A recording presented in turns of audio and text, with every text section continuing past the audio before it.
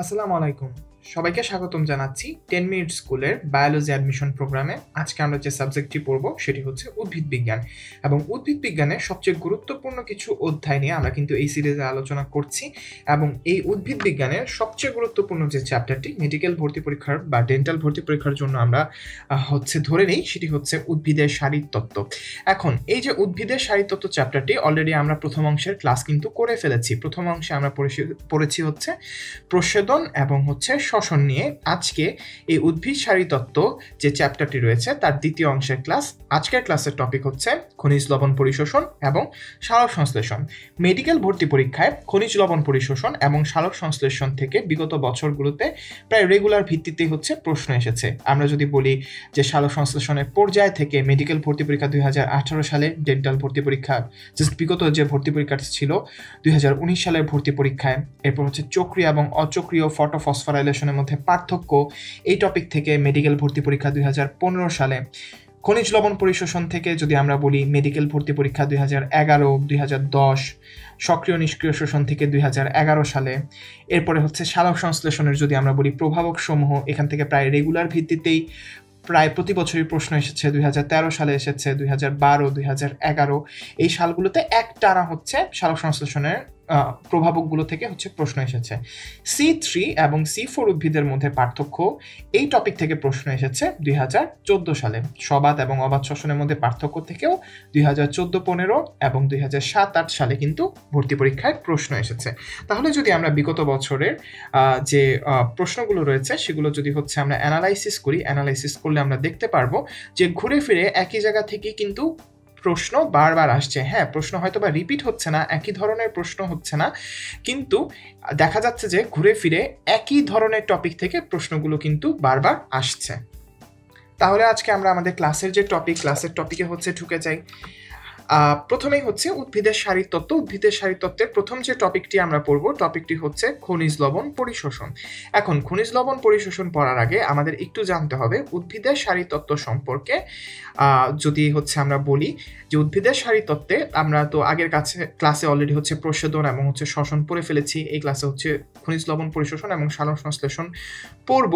তো এই খনিজ লবণ পরিশোষণ আসলে কনসেপ্টটি এলো কোথা থেকে? আমরা জানি উদ্ভিদের জন্য কিছু অত্যাবশ্যকীয় পুষ্টি উপাদান রয়েছে। আমাদের মানব দেহ যেমন হচ্ছে বিভিন্ন প্রোটিন রয়েছে, বিভিন্ন অ্যামিনো অ্যাসিড রয়েছে, যেগুলো না থাকলে আমরা আসলে সার্ভাইভ করতে পারবো না, বা শর্করা যদি আমরা হচ্ছে খাদ্য গ্রহণ না করি, বা কিছু ভিটামিন আমাদের হচ্ছে বাইরে থেকে গ্রহণ করতে হয়, ভিটামিন ডি আমরা হচ্ছে সূর্যালোক থেকে পাই।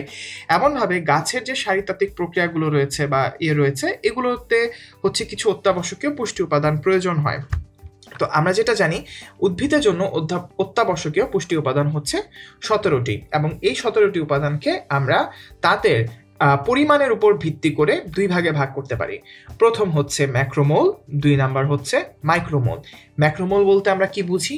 যে মৌলগুলো অধিক পরিমাণে উদ্ভিদের দেহের জন্য প্রয়োজন, অর্থাৎ এই মৌলগুলো সাধারণত হচ্ছে দেখা যায় অন্যান্য যে মাইক্রোমৌল থাকে তাদের তুলনায় উদ্ভিদ দেহের জন্য অনেক বেশি গুরুত্বপূর্ণ এবং অনেক বেশি প্রয়োজন হয়, বেশি পরিমাণে প্রয়োজন হয়, তাই এদেরকে আমরা বলছি হচ্ছে ম্যাক্রোমৌল। তো ম্যাক্রোমৌল কতটি? মাথায় রাখতে হবে, ম্যাক্রোমৌল হচ্ছে 9টি।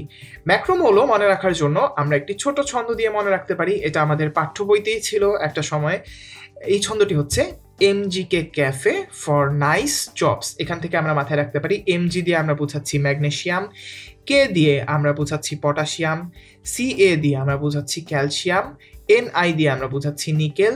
এরপরে হচ্ছে চপসের সি দিয়ে হচ্ছে কার্বন, এইচ দিয়ে হাইড্রোজেন, ও দিয়ে অক্সিজেন, পি দিয়ে ফসফরাস এবং হচ্ছে এস দিয়ে সালফার। অর্থাৎ আমরা কতগুলো হচ্ছে ম্যাক্রোমৌলর নাম একটা ছন্দ দিয়ে হচ্ছে মনে রাখতে পারছি।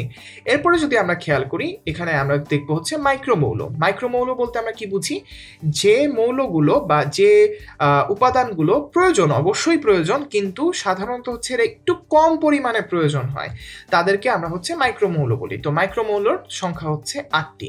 এখন ম্যাক্রোমৌল হচ্ছে উদ্ভিদের জন্য একদম এসেনশিয়াল নিউট্রিয়েন্ট সাবস্টেন্স যদি আমরা বলি তাহলে কিন্তু ভুল হবে না। যেমন একদম প্রথমেই যদি এই ছন্দটার প্রথমেই থাকা ম্যাগনেসিয়ামকে নিয়ে কথা বলি, ম্যাগনেসিয়াম কিন্তু উদ্ভিদের জন্য অনেক বেশি গুরুত্বপূর্ণ। আমরা যে ক্লোরোফিল বলি বা যে ক্লোরোফিল হচ্ছে ক্লোরোপ্লাস্টে থাকে এবং ক্লোরোপ্লাস্টের সাহায্যে হচ্ছে যে সালোক সংশ্লেষণ প্রক্রিয়াটা হয়, তো এই ক্লোরোফিল গঠনের জন্য ম্যাগনেসিয়াম কিন্তু হচ্ছে খুবই গুরুত্বপূর্ণ। ম্যাগনেসিয়াম যদি না থাকে ক্লোরোফিল কিন্তু গঠন হবে না। ক্লোরোফিলের রাসায়নিক গঠনের একদম যদি আমরা বলি যে সেন্টার পিস হচ্ছে কিন্তু ম্যাগনেসিয়াম। এরপর হচ্ছে যে ফসফরাস থাকে, ফসফরাস যদি প্রপার পরিমাণে গাছে না থাকে তাহলে সেক্ষেত্রে গাছের ফল পাতা খুব অপরিপক্ক অবস্থায় হচ্ছে ঝরে যাচ্ছে, সো ফসফরাসটা অনেক বেশি প্রয়োজন। তো বাকি এরকম ম্যাক্রোমৌলগুলোর হচ্ছে আলাদা আলাদা কিছু কাজ রয়েছে। এবার আসি আমরা ম্যাক্রোমৌল আর মাইক্রোমৌলের বাইরে আরো এক ধরনের মৌল আছে যাকে আমরা বলছি উপকারী মৌল।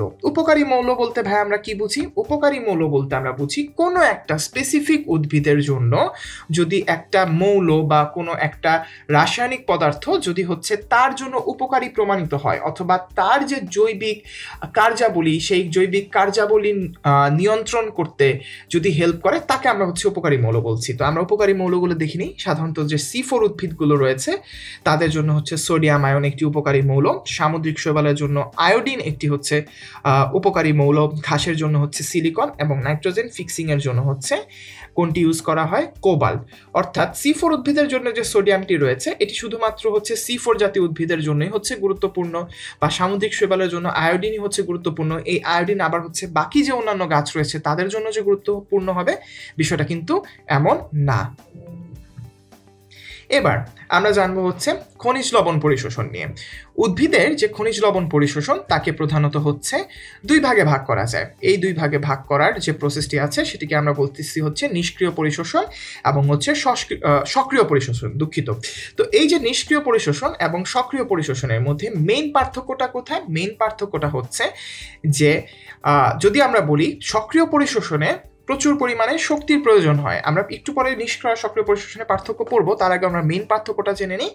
সক্রিয় পরিশোষণে শক্তির প্রয়োজন হয়, নিষ্ক্রিয় পরিশোষণে কোনো শক্তির প্রয়োজন হয় না। তো মেডিকেল ভর্তি পরীক্ষায় এখান থেকে যেভাবে প্রশ্ন আসতে পারে, চারটা অপশন দিয়ে দিবে, চারটা অপশন দিয়ে বললো যে নিচের কোনটি নিষ্ক্রিয় পরিশোষণ কিংবা হচ্ছে নিচের কোনটি হচ্ছে সক্রিয় পরিশোষণ, উদাহরণ সেটা হচ্ছে ব্যাখ্যা করো। আমরা যদি খেয়াল করি এখানে নিষ্ক্রিয় পরিশোষণের মধ্যে আমরা হচ্ছে চারটা উদাহরণ দেখতে পাচ্ছি। এই উদাহরণটি হচ্ছে ব্যাপন প্রক্রিয়া, আয়ন বিনিময় প্রক্রিয়া, ডোনান সাম্যাবস্থা এবং হচ্ছে ব্যাপক প্রবাহ। আমরা যেটা করতে পারি সহজে মনে রাখার জন্য আমরা একটি ছন্দ দিয়ে মনে রাখতে পারি। ছন্দটি হবে হচ্ছে ডন ব্যাপক আয় করে। আবারও বলছি, ডন ব্যাপক আয় করে। তাহলে আমরা কোনটা দিয়ে কোনটা মিন করছি আমরা একটু দেখে নিই। যদি তোমরা লিখে থাকো, ডন দিয়ে আমরা বুঝাচ্ছি ডোনান সাম্যাবস্থা, ডন দিয়ে বুঝাচ্ছি ডোনান সাম্যাবস্থা। ব্যাপক দিয়ে আমরা দুটো বুঝাবো, ব্যাপক দিয়ে আমরা বুঝাচ্ছি ব্যাপক প্রবাহ এবং সেই সাথে বুঝাচ্ছি ব্যাপন প্রক্রিয়া, ব্যাপক প্রবাহ এবং হচ্ছে ব্যাপন প্রক্রিয়া। এরপরে বলেছিলাম যে ডন ব্যাপক আয় করে, আয় দিয়ে আমরা বুঝাবো হচ্ছে আয়ন বিনিময় প্রক্রিয়া, আয় দিয়ে আমরা বুঝাবো হচ্ছে আয়ন বিনিময় প্রক্রিয়া। তাহলে আমাদের চারটি নাম কিন্তু একবারে পড়া হয়ে গেল। তো এই ক্ষেত্রে সুবিধাটা যেটা হচ্ছে আমাদের যদি নিষ্ক্রিয় পরিশোষণের যে নামগুলো রয়েছে সেগুলো যদি হচ্ছে পুরোপুরিভাবে পড়া থাকে, আমাদের কষ্ট করে কিন্তু আবার সক্রিয় পরিশোষণের জন্য হচ্ছে নামগুলো পড়তে হচ্ছে না। নিষ্ক্রিয় পরিশোষণের এই ছন্দের বাইরে বাদ বাকি যা ধরনের হচ্ছে পরিশোষণ রয়েছে সবগুলি হচ্ছে সক্রিয় পরিশোষণ। আচ্ছা, নিষ্ক্রিয় পরিশোষণের ভিতরে কিছু কথাবার্তা বলি। ব্যাপন প্রক্রিয়া আসলে নর্মালি আমরা যেমন হচ্ছে ব্যাপনের সংজ্ঞাটি পড়েছিলাম যে উচ্চ ঘনত্বের কোনো স্থান থেকে নিম্ন ঘনত্বের কোনো স্থানে যদি কোনো কিছু প্রবাহিত হয় তাকে আমরা বলি হচ্ছে ব্যাপন। তো সাধারণত দেখা যায় কোনো একটি আয়ন যদি হচ্ছে মাটিতে বেশি পরিমাণে থাকে, উদ্ভিদের যে কোষরস তাতে যদি কম পরিমাণে থাকে, তাহলে দেখা যায় বিভিন্ন সময় মাটি থেকে এই আয়নটি সরাসরি হচ্ছে উদ্ভিদের ভিতরে ব্যাপন প্রক্রিয়ায় কি হচ্ছে ভিতরে ঢুকে যাচ্ছে। এভাবে হচ্ছে পরিশোষণ হচ্ছে, এতে কোনো শক্তি ক্ষয় হচ্ছে না। এরপর হচ্ছে আয়ন বিনিময় প্রক্রিয়া। আয়ন বিনিময় প্রক্রিয়াতে কিছু ক্যাটায়ন যেমন হচ্ছে হাইড্রোজেন পটাশিয়ামের সাথে, কিংবা আমরা যদি বলি হচ্ছে ক্লোরিন আয়ন হাইড্রক্সিল আয়নের সাথে বা OH- আয়নের সাথে হচ্ছে কি করতে পারে, নিজেদেরকে এক্সচেঞ্জ করতে পারে। এটাকে আমরা বলছি হচ্ছে আয়ন বিনিময় মতবাদ।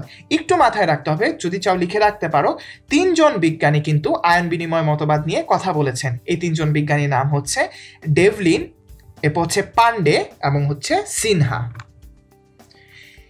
এরপরে যদি আমরা খেয়াল করি ডোনান সাম্যাবস্থা মতবাদ দিয়েছিলেন হচ্ছে বিজ্ঞানী FG ডোনান, এতটুকু হচ্ছে জানলেই চলে। আর ব্যাপক প্রবাহ মতবাদ নিয়ে একটু কথা বলি।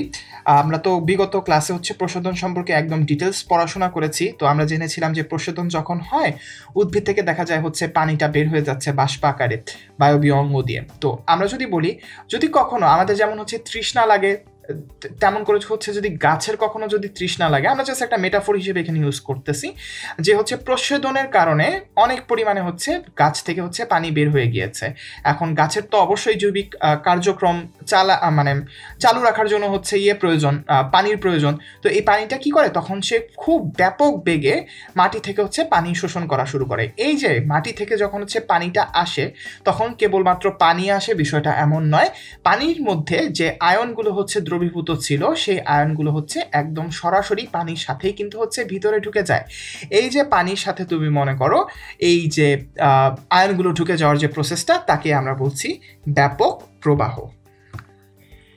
এই ছিল হচ্ছে আমাদের নিষ্ক্রিয় পরিশোষণ নিয়ে কথাবার্তা। এবার যদি আমরা বলি যে সক্রিয় পরিশোষণ নিয়ে কিছু কথা বলবো। সক্রিয় পরিশোষণে হচ্ছে আয়ন বাহক মতবাদ রয়েছে, সাইটোক্রোম পাম্প মতবাদ, বা যদি আমরা একে বলি হচ্ছে লুন্ডেগারের মতবাদ, এরপর হচ্ছে প্রোটন অ্যানায়ন কো ট্রান্সপোর্ট রয়েছে, এবং সেই সাথে রয়েছে লেসিথিন বাহক মতবাদ। তো আয়ন বাহক ধারণার কথা যদি আমরা বলি, আয়ন বাহক মতবাদ বা আয়ন বাহক ধারণার কনসেপ্টটা এসেছে এই জায়গা থেকে, যে এই যে আয়নগুলো কোষের ভিতরে থেকে বাইরে যাচ্ছে বা বাইরে থেকে ভিতরের দিকে যাচ্ছে, এরা সরাসরি এভাবে যেতে পারে না, এদের যাওয়ার জন্য অবশ্যই কিছু তো শক্তি ব্যয় করতেই হয়। সেই সাথে হচ্ছে কিছু বাহক থাকে বা ক্যারিয়ার থাকে। এই ক্যারিয়ারগুলো কি করে, এই ক্যারিয়ারগুলো হচ্ছে আয়নগুলোকে কোষের ভিতর থেকে বাহিরে বা বাহির থেকে ভিতরে নেওয়ার জন্য হচ্ছে একটি ট্রান্সপোর্টার হিসেবে কাজ করে। তো আমরা যদি একটু খেয়াল করে দেখি, লুন্ডেগার মতবাদের কথা যদি আমরা বলি, এখানে হচ্ছে এটাকে আবার সাইটোক্রোম পাম্প মতবাদও বলা হয়েছে।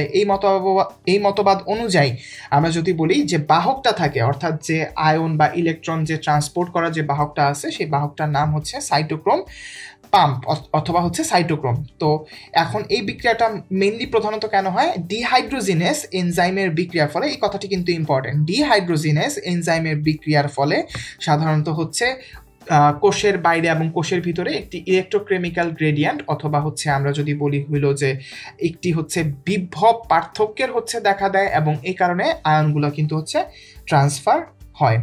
এরপরে যদি আমরা দেখি প্রোটন অ্যানায়ন কো ট্রান্সপোর্ট। প্রোটন অ্যানায়ন কো ট্রান্সপোর্টের সময় কি হয়, এখানে একটি হচ্ছে প্রোটন পাম্প থাকে। এখানে যে ক্যারিয়ার বা বাহকটি, সেখানে হচ্ছে একটি প্রোটন পাম্প থাকে। এই প্রোটন পাম্পের কাজ হচ্ছে কোষের ভিতর থেকে, আমরা যদি বলি কোষের ভিতর থেকে হচ্ছে হাইড্রোজেন আয়নকে কোষের বাইরে বের করে দেওয়া, এবং বিনিময়ে কোষের ভিতরে বাইরে থেকে হচ্ছে পটাশিয়াম আয়নগুলোকে নিয়ে আসা। এছাড়াও পাশাপাশি তারা কি করতে পারে, পাশাপাশি হচ্ছে এই প্রসেসটার জন্য আমি যে প্রোটনটাকে বের করে দিলাম, এরপর হচ্ছে পটাশিয়ামকে ভিতরে নিয়ে আসলাম, এই প্রসেসের সাথে সাথে আরও একটি কাজ হয়, যে অ্যানায়নগুলো আছে, অ্যানায়নগুলো হচ্ছে এই সেম শক্তি খরচের মাধ্যমে কিন্তু ভিতর থেকে বাহিরে বা বাহির থেকে ভিতরে চলে যেতে পারে। এজন্যই আমরা একে বলেছি যে প্রোটন অ্যানায়ন কো ট্রান্সপোর্ট।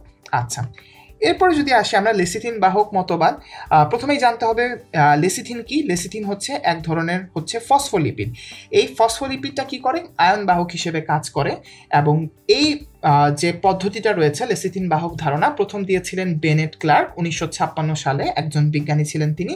এবং তিনি বলেছেন এই যে প্রসেসটা হয়, এটার জন্য অবশ্যই তো একটি পরিমাণ হচ্ছে শক্তির খরচ হবে, এবং এই শক্তিটা কোথা থেকে আসে, শক্তিটা হচ্ছে এটিপি থেকে আসে।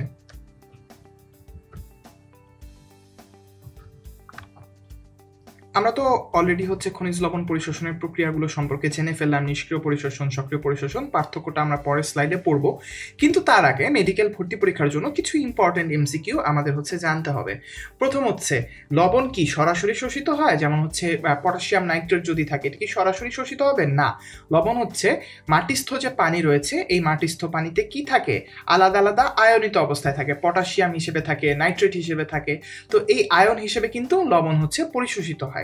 প্লাস উদ্ভিদের ঘনত্বের আনতির বিরুদ্ধে কিন্তু লবণ শোষণ করে। অর্থাৎ দেখা যায় যে এটা হচ্ছে, যদি আমরা বলি অ্যাজ এ হোল যদি বলতে চাই, অভিস্রবণ প্রক্রিয়া যদি আমরা হচ্ছে উল্লেখ করতে চাই, সেক্ষেত্রে হচ্ছে আমরা এটা এইভাবে বলতে পারি যে কম ঘনত্বের জায়গা থেকে বেশি ঘনত্বের জায়গায় যখন হচ্ছে আমি কোনো কিছু ট্রান্সপোর্ট করার চেষ্টা করব, তখন সেটাকে বলবে অভিস্রবণ। অর্থাৎ কোষরসের ঘনত্ব কিন্তু অনেক বেশি থাকে মাটিতে যে পানি রয়েছে তার তুলনায়। তারপরেও মাটির যে পানিতে দ্রবীভূত লবণগুলো রয়েছে, সেগুলো কিন্তু উদ্ভিদ তার যে ঘনত্বের ঘনত্বের যে আনতি, এই ঘনত্বের আনতির বিরুদ্ধে কাজ করেই কিন্তু হচ্ছে শোষণ করে। এবার আমরা জানবো কোন দুটি আয়ন সবচেয়ে দ্রুত শোষিত হয়। আমরা মনে রাখতে পারি পটাশিয়াম নাইট্রেট দিয়ে। তাহলে সবচেয়ে দ্রুত শোষিত হয় কে? পটাশিয়াম আয়ন এবং হচ্ছে নাইট্রেট আয়ন। আর আমরা যদি বলি সবচেয়ে মন্থর শোষণ হয় কাদের জন্য? সবচেয়ে মন্থর শোষণ হয় আমরা মনে রাখতে পারি হচ্ছে ক্যালসিয়াম সালফেট দিয়ে। কিভাবে? ক্যালসিয়াম সালফেট হচ্ছে ক্যালসিয়াম আয়ন আর হচ্ছে হলো সালফেট আয়ন, এই দুটো আয়ন যখন হচ্ছে শোষিত হয় সেটা হয় হচ্ছে সবচেয়ে মন্থর শোষণ। আর অলরেডি ক্লাসের প্রথম অংশে আমি কিন্তু বলে ফেলেছিলাম যে ম্যাগনেসিয়াম হচ্ছে ক্লোরোফিল অণু গঠনের জন্য খুবই প্রয়োজন, অর্থাৎ হচ্ছে ক্লোরোফিল অণুর যে একদম সেন্টার পিস সেখানে হচ্ছে স্ট্রাকচারে হচ্ছে ম্যাগনেসিয়াম থাকে।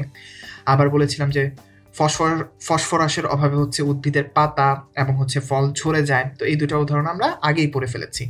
আচ্ছা, মাটিতে খনিজ লবণের প্রাপ্যতার দুটি মতবাদ রয়েছে। এক হচ্ছে কার্বন ডাই অক্সাইড মতবাদ অথবা কার্বনিক অ্যাসিড বিনিময় মতবাদ, আরেকটা হচ্ছে কন্টাক্ট এক্সচেঞ্জ মতবাদ বা ক্যাটায়ন বিনিময় মতবাদ। আমরা একটু ছোট করে জেনে রাখি কার্বন ডাই অক্সাইড বা কার্বনিক অ্যাসিড বিনিময় মতবাদে কি ঘটে। সাধারণত হচ্ছে উদ্ভিদের যে কার্বন ডাই অক্সাইড রয়েছে সেটি হচ্ছে মাটিস্থ পানির সাথে বিক্রিয়া করে হচ্ছে H2CO3 বা কার্বনিক অ্যাসিড গঠন করে এবং এই কার্বনিক অ্যাসিড পরবর্তীতে হাইড্রোজেন আয়ন এবং হচ্ছে বাইকার্বনেট আয়নে ভেঙে যায় এবং হাইড্রোজেন আয়ন আর বাইকার্বনেট আয়নে ভেঙে যাওয়ার পরে এই হাইড্রোজেন আয়নটি সাধারণত হচ্ছে দেখা যায় যে পটাশিয়াম আয়নের সাথে এবং বাইকার্বনেট আয়নটি অন্য কোনো হচ্ছে অ্যানায়ন যেমন হচ্ছে ক্লোরিন আয়ন বা ক্লোরাইড আয়নের সাথে এক্সচেঞ্জ হয়। আর কন্টাক্ট এক্সচেঞ্জ মতবাদে জেনারেলি বলা হয় যে আয়নগুলো মাটির ভিতরে যে কলয়েডাল দানাগুলো থাকে তার গায়ে হচ্ছে লেগে থাকে এবং লেগে হচ্ছে সোজাসুজি বসে থাকে না, তারা কিন্তু হচ্ছে নড়াচড়া করে এবং নড়াচড়া করার সময় দেখা যায় যে একে অপরের সংস্পর্শে আসলে অর্থাৎ কন্ট্যাক্টে আসলে তখন কি হয়, তাদের মধ্যে হচ্ছে বিনিময় ঘটে যায়। যেটি বলেছিলাম যে সক্রিয় এবং নিষ্ক্রিয় পরিশোষণের মধ্যে পার্থক্য খুবই ইম্পর্ট্যান্ট, আমরা একটু জেনে নেই।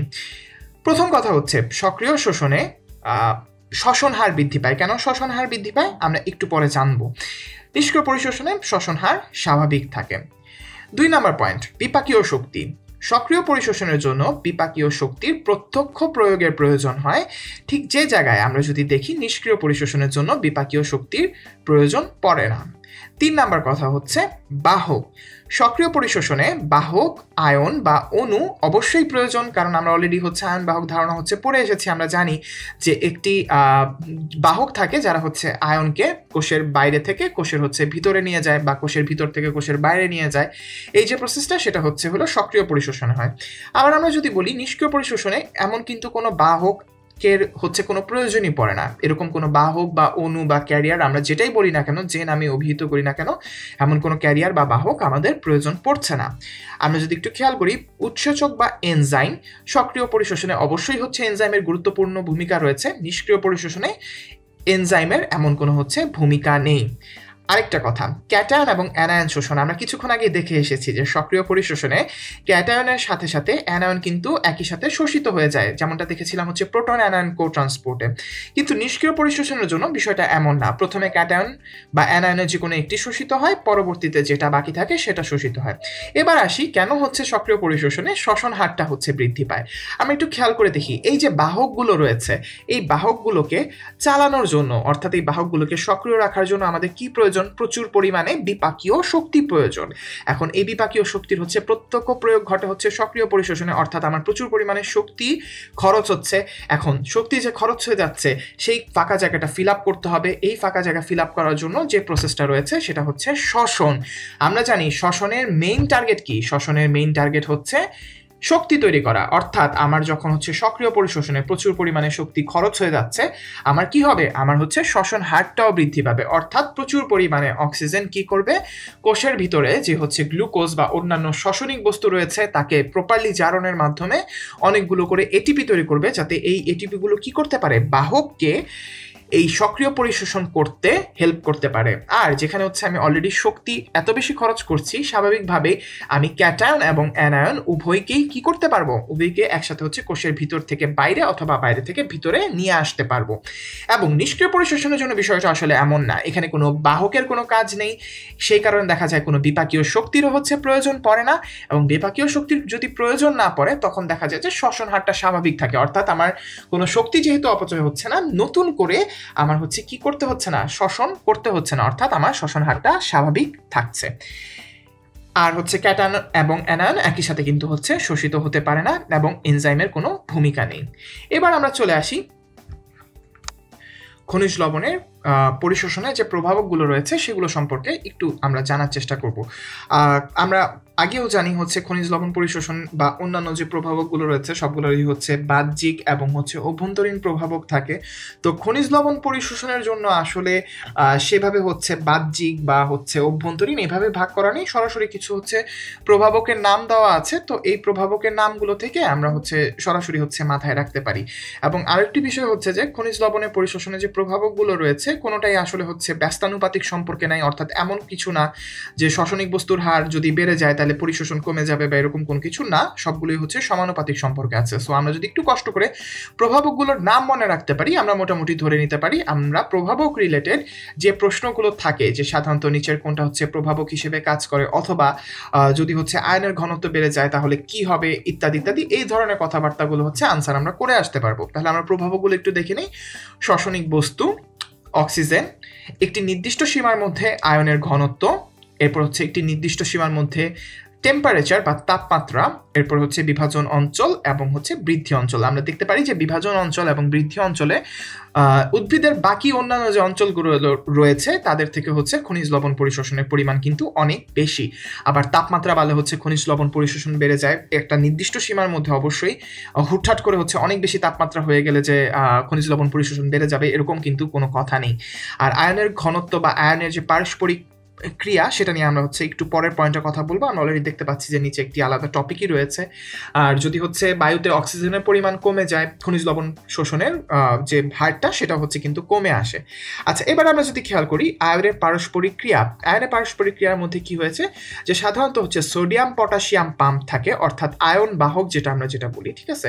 এই যে সোডিয়াম পটাশিয়াম পাম্প আছে এই পাম্পটা কি করে, এই পাম্পটা হচ্ছে সোডিয়াম আয়নকে কোষের ভেতর থেকে বাহিরে বের করে দেয় এবং পটাশিয়াম আয়নকে কোষের বাহির থেকে ভিতরে নিয়ে আসে। আবারও বলছি, সোডিয়াম পটাশিয়াম পাম্প কি করে, কোষের ভেতর থেকে সোডিয়ামকে বাইরে বের করে দেয় এবং যে পটাশিয়াম রয়েছে তাকে বাইরে থেকে ভেতরে নিয়ে আসে।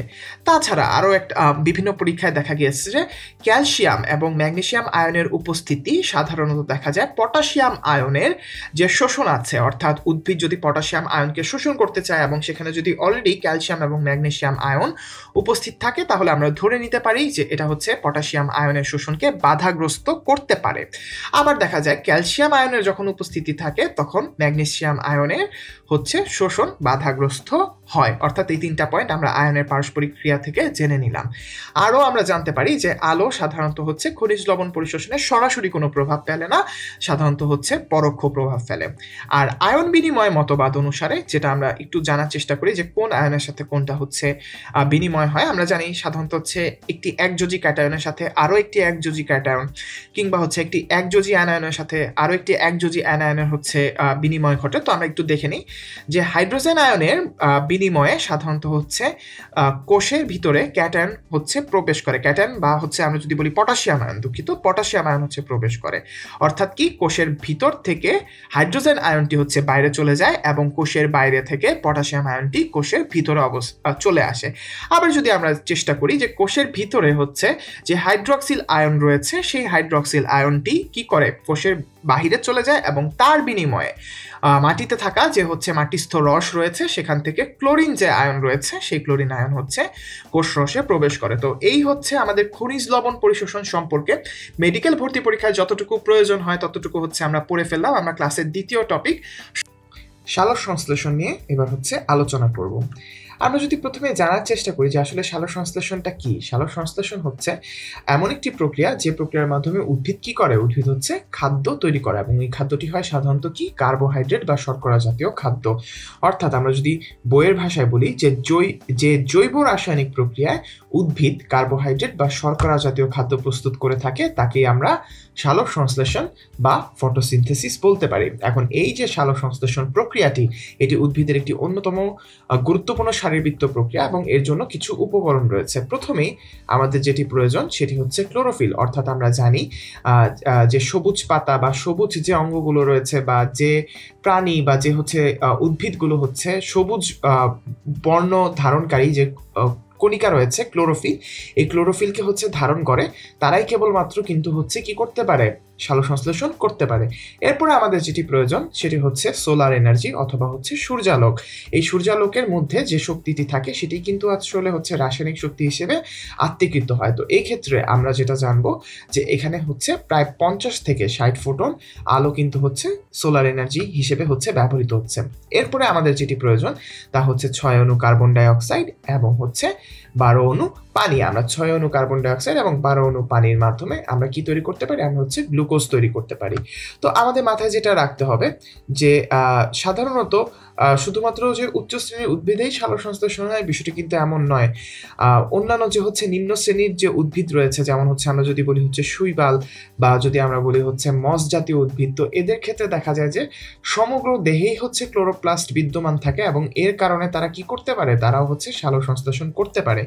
আবার যদি আমরা স্পেসিফিক্যালি জিজ্ঞাসা করি যে ক্রোমাটোফোরের মাধ্যমে সালোক সংশ্লেষণ কে কে করে, আমাদের উত্তর হবে ব্যাকটেরিয়া এবং হচ্ছে নীলাভ সবুজ শৈবাল। এবার আমরা চলে আসি আলোক বর্ণালীর যে কর্মক্ষমতা সেটা সম্পর্কে আমাদের কিছু জানতে হবে। যতটুকু সূর্যালোক পাতার উপরে পড়ে তার প্রায় 83% অর্থাৎ 83% আলোক শক্তি ক্লোরোপ্লাস্টে শোষিত হয় এবং এই আলোগুলোর কিছু অংশ বায়ুমণ্ডলে প্রতিফলিত হয়ে যায়, তা হচ্ছে 12% এবং ভূগর্ভে প্রতিসারিত কিংবা বিলীন হয়ে যায় হচ্ছে মোট সূর্যালোকের 5%। এবার যদি আমরা বলি যে কোন আলোতে সালোক সংশ্লেষণ বেশি হয়, আমাদের অবশ্যই মাথায় রাখতে হবে সালোক সংশ্লেষণ সবচেয়ে বেশি হয়, সর্বোচ্চ পরিমাণে হয় হচ্ছে লাল আলোতে। লাল আলোর পরে যদি হচ্ছে অন্য কোনো আলোতে হচ্ছে সালোক সংশ্লেষণ সবচেয়ে বেশি পরিমাণে হয়ে থাকে সেটি হচ্ছে নীল আলোতে।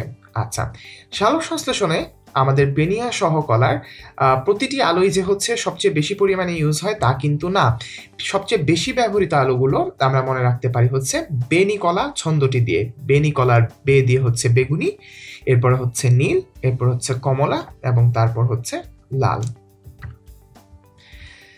সালোক সংশ্লেষণে সাধারণত হচ্ছে 3 ধরনের রঞ্জক পদার্থ হচ্ছে জড়িত থাকে। এই 3 ধরনের রঞ্জক পদার্থ আমরা মনে রাখতে পারি হচ্ছে ক্লোরোফিল, ক্যারোটিনয়েডস এবং হচ্ছে ফাইকোবিলিন।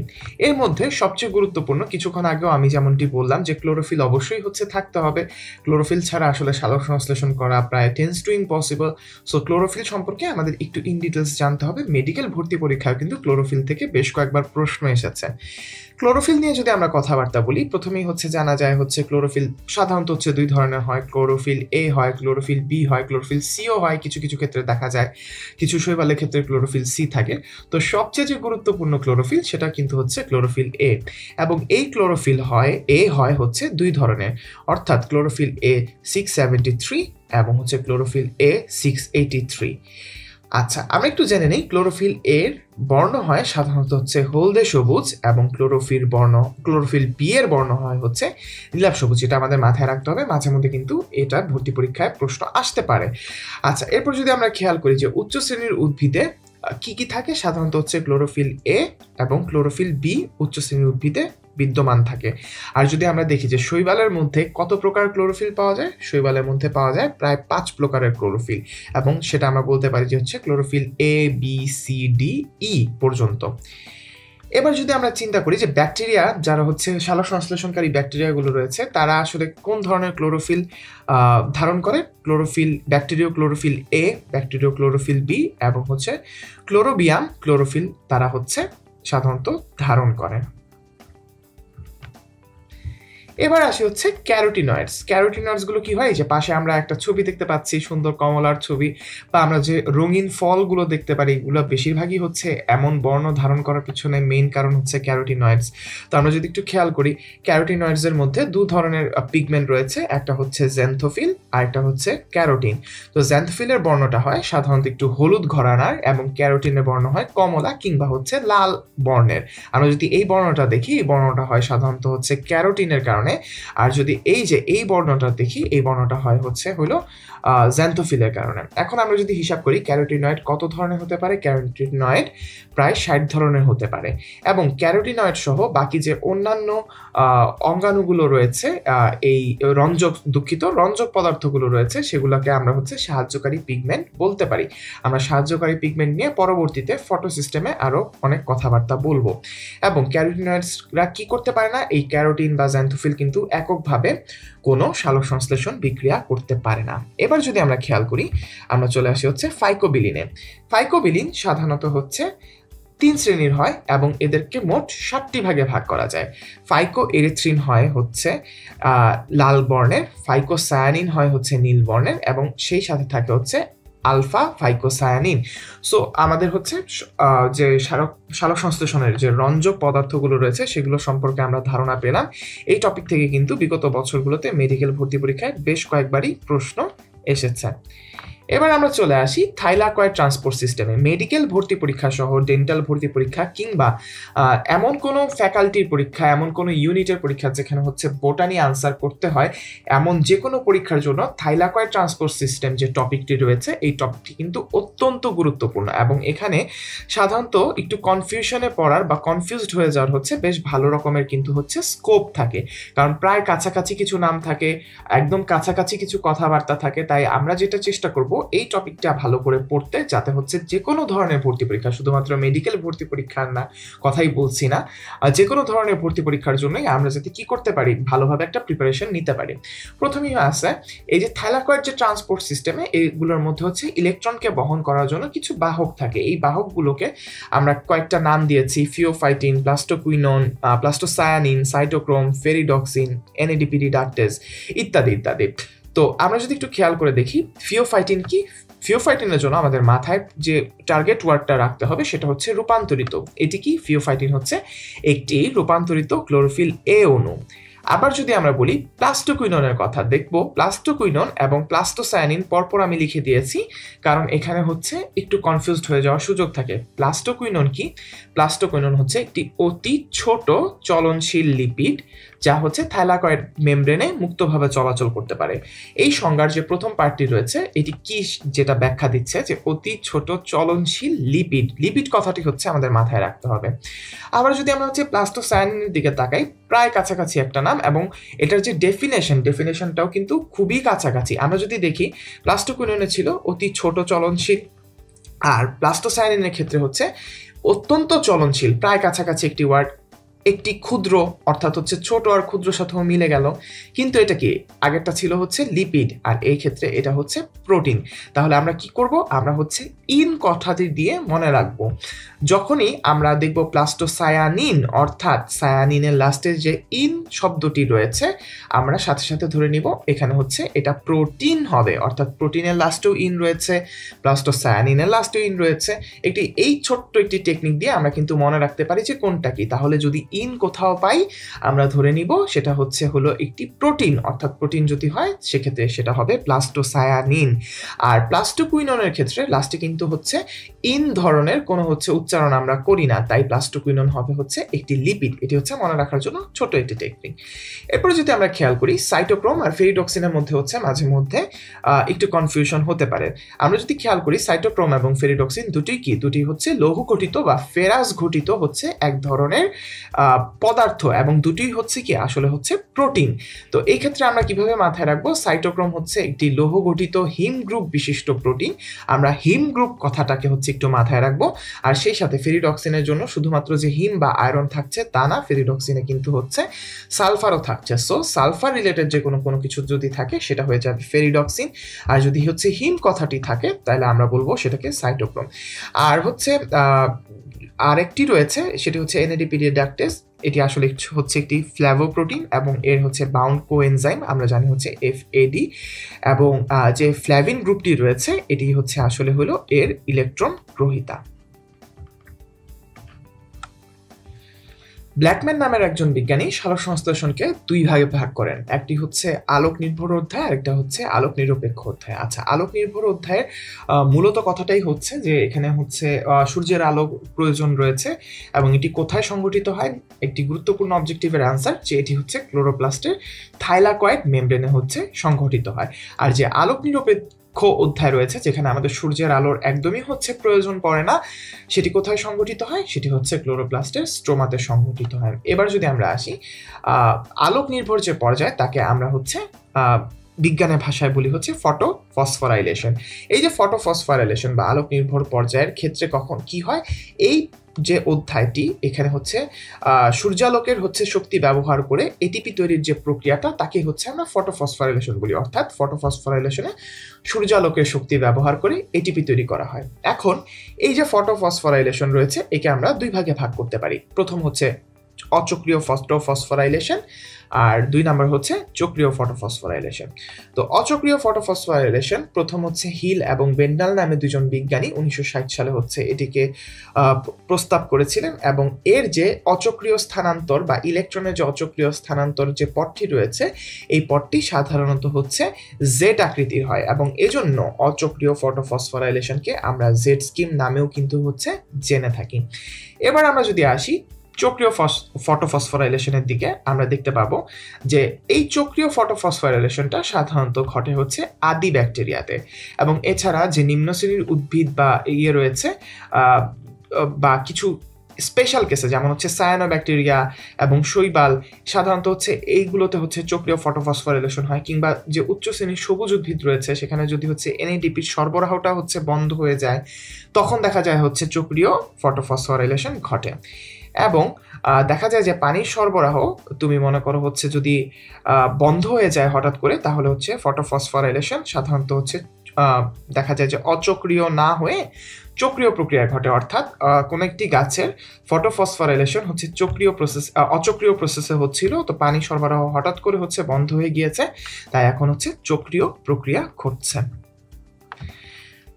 আচ্ছা, আলোক নিরপেক্ষ অধ্যায়ের আরো কয়েকটি নাম রয়েছে। প্রথমে হচ্ছে আত্তীকরণ পর্যায়, এরপর হচ্ছে কার্বোহাইড্রেট তৈরি বা কার্বন বিজারণ পদ্ধতি। এগুলো হচ্ছে আলোক নিরপেক্ষ অধ্যায়ের হচ্ছে কিছু অন্যতম নাম। আমরা যদি দেখি কার্বোহাইড্রেট তৈরির তিনটি স্বীকৃত পথ রয়েছে আলোক নিরপেক্ষ অধ্যায়। এই তিনটি পথ হচ্ছে কেলভিন চক্র, হ্যাচো-স্ন্যাক চক্র এবং CAM প্রক্রিয়া বা যাকে আমরা হচ্ছে ক্রাসুলোসিয়ান অ্যাসিড মেটাবলিজম পথও বলে থাকি।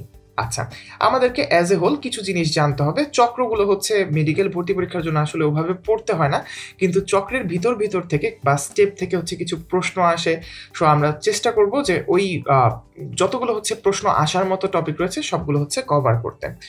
তো আমরা শুরু করে দিই। কেলভিন চক্র বা যেটার অপর নাম হচ্ছে C3 চক্র। কেলভিন এবং তার সহযোগীরা ক্লোরেরা নামক এককোষী শৈবালে তেজস্ক্রিয় কার্বন ব্যবহার করে, তেজস্ক্রিয় কার্বন কথাটি আমরা মার্ক করব কারণ প্রশ্নে আসতে পারে যে হচ্ছে কারা C3 চক্র আবিষ্কার করেছেন অথবা কি ব্যবহারের মাধ্যমে C3 চক্রটি হচ্ছে আবিষ্কৃত হয়েছে। তো আমরা যদি বলি হচ্ছে তেজস্ক্রিয় কার্বন ব্যবহার করে সন্ধানী পদ্ধতিতে তিনি হচ্ছে এই গতিপথ আবিষ্কার করেন এবং হচ্ছে এটার জন্য 1961 সালে বিজ্ঞানী কেলভিন হচ্ছে নোবেল পুরস্কার পান। আচ্ছা, এবার যদি আমরা হচ্ছে বলি পৃথিবীর সবচেয়ে গুরুত্বপূর্ণ এনজাইম কোনটি, তাহলে আমাদের প্রথম যে নামটা জানতে হবে সেটা হচ্ছে রুবিস্কো এনজাইমের কথা। Rubisco enzyme carbon die অক্সাইডকে ribulose বিসফসফেটের সাথে যখন যুক্ত করে হচ্ছে একটি 6 কার্বন বিশিষ্ট পদার্থ তৈরি করে, যাকে আমরা কিটো অ্যাসিড হিসেবে জানি। কিন্তু এই কিটো অ্যাসিডটি আসলে স্থায়ী কোনো রাসায়নিক পদার্থ নয়, এটি হচ্ছে একটি অস্থায়ী পদার্থ এবং এই অস্থায়ী পদার্থটি পরবর্তীতে ডিটোরিয়েট হয় বা ভেঙে যায়।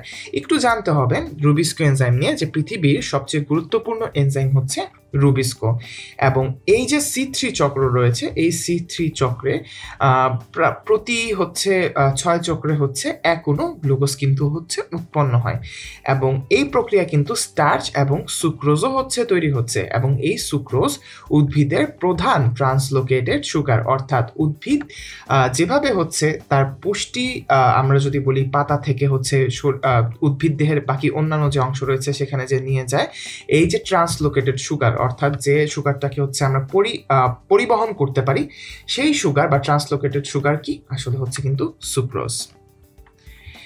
C3 যে উদ্ভিদগুলো রয়েছে সেই C3 উদ্ভিদের কিছু বৈশিষ্ট্যপূর্ণ যদি আমি বলি ধর্ম রয়েছে। প্রথমত এরা হচ্ছে মেসোফাইটিক উদ্ভিদ।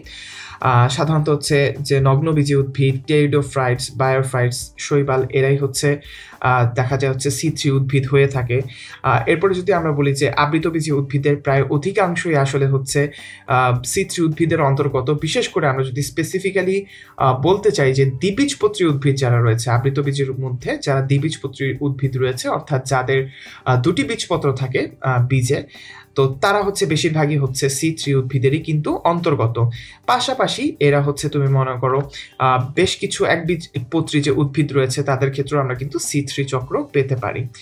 আচ্ছা, C3 উদ্ভিদের একটি অন্যতম গুরুত্বপূর্ণ বৈশিষ্ট্য হচ্ছে বাতাসে যদি কার্বন ডাই অক্সাইড অক্সিজেনের পরিমাণ যদি 20% বেশি থাকে তাহলে কিন্তু এদের যে কার্বন বিজারণটা রয়েছে কার্বন বিজারণ কিন্তু হচ্ছে বাধাগ্রস্ত হয়।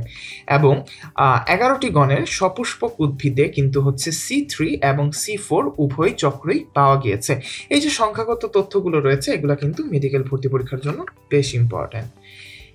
চলে যাই হচ্ছে পরের চক্রে। পরের চক্র হচ্ছে হ্যাচ ও স্ন্যাক চক্র, অথবা যাকে হচ্ছে আমরা C4 চক্র নামে চিনি।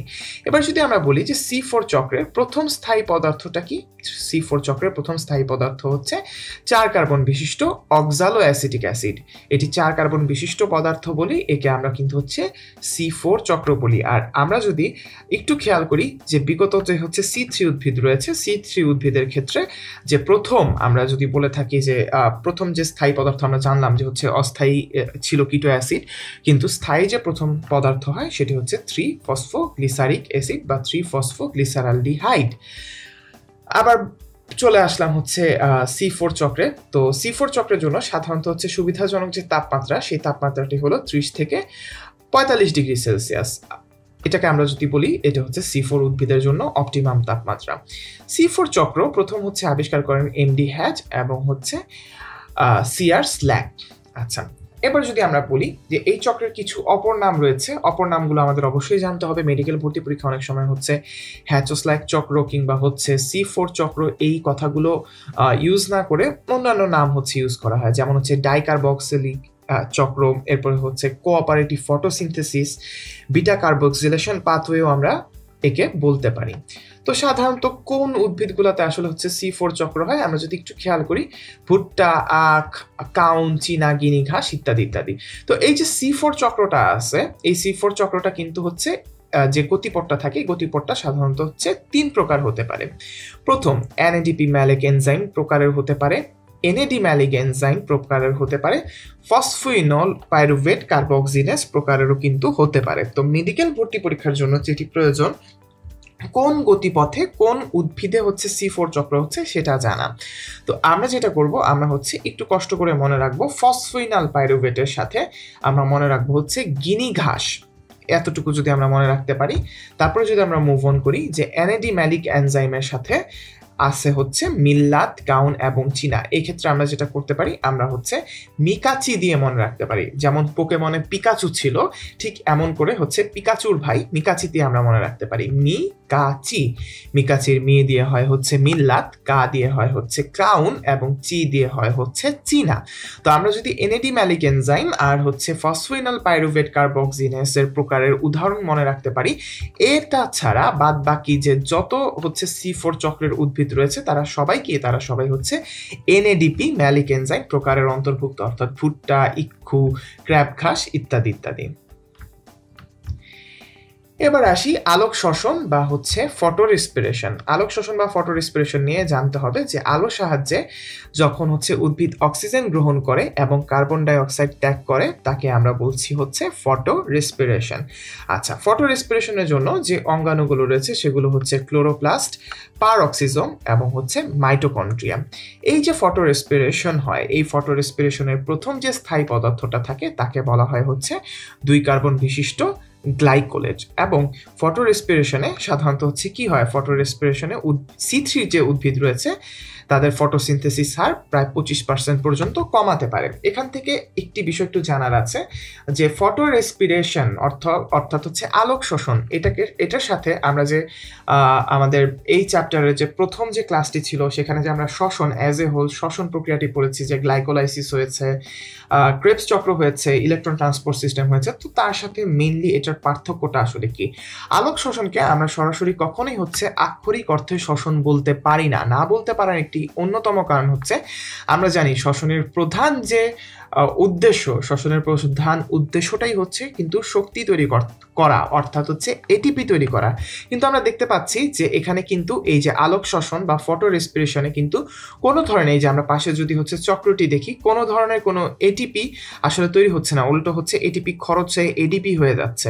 অর্থাৎ আমার কোনো কিন্তু এটিপি বা বায়োলজিক্যাল যে হচ্ছে শক্তি তা কিন্তু আমরা পাচ্ছি না। তাই আমরা আলোক শোষণ বা ফটো রেসপিরেশনকে কখনোই যে আসল যে রেসপিরেশন বা শ্বসন রয়েছে তার সাথে তুলনা করতে পারি না, কিংবা আলোক শোষণ বা ফটো রেসপিরেশনকে আমরা প্রকৃত অর্থে শ্বসন হিসেবে কাউন্ট করতে পারবো না।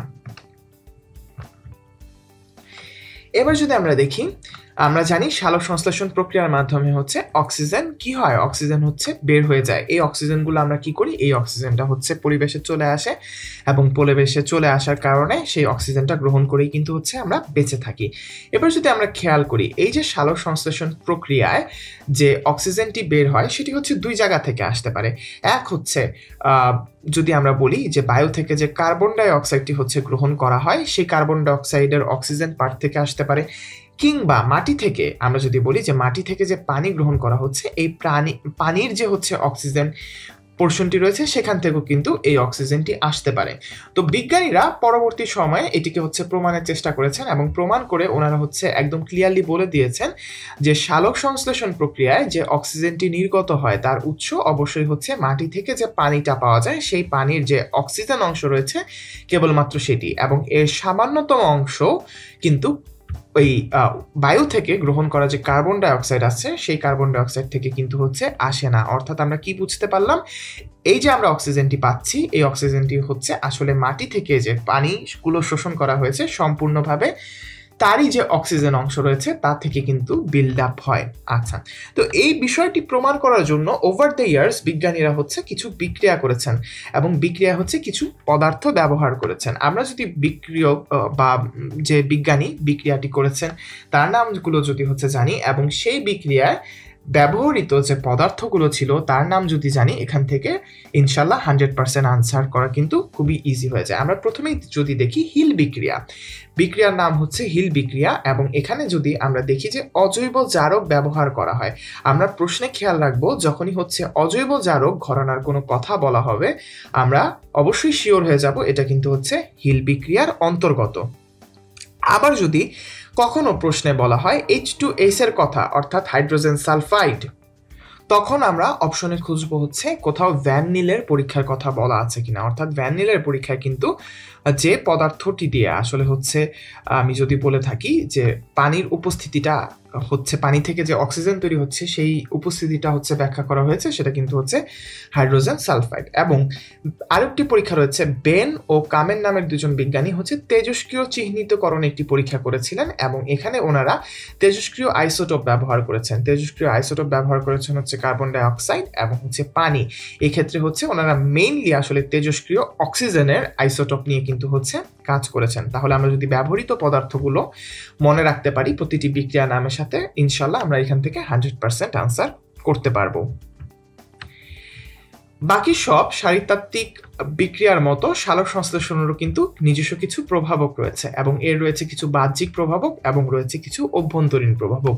আমরা অলরেডি জানি প্রভাবক থেকে কি ধরনের প্রশ্ন আসে। প্রভাবক থেকে দুই ধরনের প্রশ্ন আসতে পারে। প্রথম প্রশ্ন যেটি হতে পারে যে নিচের কোনটি সালোক সংশ্লেষণে বাহ্যিক প্রভাবকের অন্তর্গত, অথবা নিচের কোনটি অভ্যন্তরীণ প্রভাবকের অন্তর্গত, অথবা ভাইস ভার্সা, যে নিচের কোনটি অভ্যন্তরীণ প্রভাবকের অন্তর্গত নয় বা বাহ্যিক প্রভাবকের অন্তর্গত নয়, ইত্যাদি ইত্যাদি। তো এই ক্ষেত্রে যদি আমরা একটু খেয়াল করে দেখি, বাহ্যিক প্রভাবকগুলো হবে যার সাথে গাছের সরাসরি কোনো সম্পর্ক নেই, অথবা যে বিষয়গুলো গাছ আসলে কন্ট্রোল করতে পারে না। যেমন মাটিতে খনিজ পদার্থের সাথে হচ্ছে আসলে গাছের কোনো সম্পর্ক নেই, গাছ কিন্তু মাটির খনিজ পদার্থ হচ্ছে কন্ট্রোল করতে পারবে না।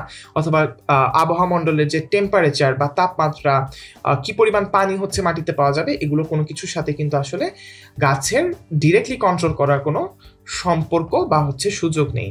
কিন্তু যেগুলো হচ্ছে গাছ সরাসরি কন্ট্রোল করতে পারে, অথবা হচ্ছে আমরা যদি বলি যে নিজেদের মধ্যে হচ্ছে এই জিনিসগুলো রয়েছে, তখন আমরা খেয়াল করে দেখবো যে পাতার অন্তর্গঠন, পাতার বয়স, পাতার ভিতরে হচ্ছে ক্লোরোফিলের যদি হচ্ছে তুমি মনে করো হচ্ছে শর্করার যে পরিমাণটা রয়েছে, সেগুলো কিন্তু আসলে গাছ রিলেটেড। তাহলে আমরা এখান থেকে বাহ্যিক এবং অভ্যন্তরীণ যে প্রভাবক তাকে ডিফারেন্সিয়েট করা শিখে গেলাম।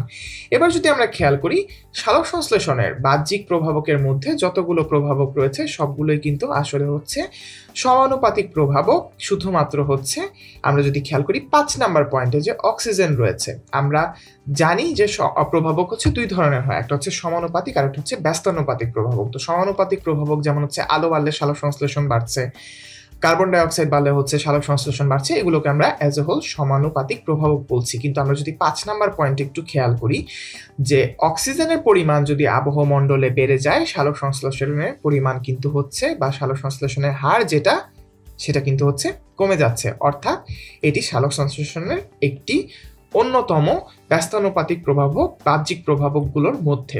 এবার যদি আমরা একটু খেয়াল করি অভ্যন্তরীণ প্রভাবকের ক্ষেত্রে, পাতার অন্তর্গঠন, পাতার বয়স ইত্যাদি ইত্যাদি বা প্রোটোপ্লাজম এনজাইম, এগুলো হচ্ছে অভ্যন্তরীণ প্রভাবকের মধ্যে পড়ে। এরা সবাই হচ্ছে সমানুপাতিক প্রভাবক। কিন্তু এখানে দুটি প্রভাবক রয়েছে যারা হচ্ছে কি করতে পারে, যারা হচ্ছে হলো আমরা যদি বলি অভ্যন্তরীণ প্রভাবকের মধ্যে আসলে হচ্ছে কি করে, ব্যস্তানুপাতিক প্রভাবক হিসেবে কাজ করে।